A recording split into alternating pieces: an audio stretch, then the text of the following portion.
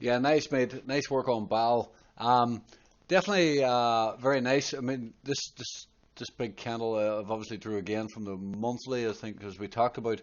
Now, the last time the BAL went on an absolute tear was here, and there was no wick to the downside. So this is already forming a bullish engulfing monthly candle. You can see down here there was no wick. The wick never got filled. It actually still hasn't got filled to this day, and it's continued higher.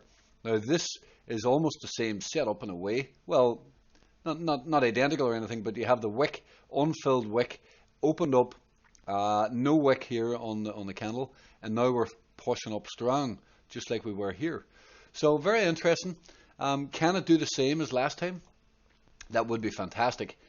We did talk about this before, and we talked about how it's the same as Bitcoin in a way, where it's trying to put in a bottom here, trying to put in some sort of a bottoming structure. So yeah, nice work. This is looking good. It's looking. There's nothing wrong with this. To me, it looks worth holding. It's just when you're coming out of a bottom, like even coming out of here, it's very choppy and very grindy, and that's like you never get the big candles like this until the price is a lot higher, and then the FOMO starts.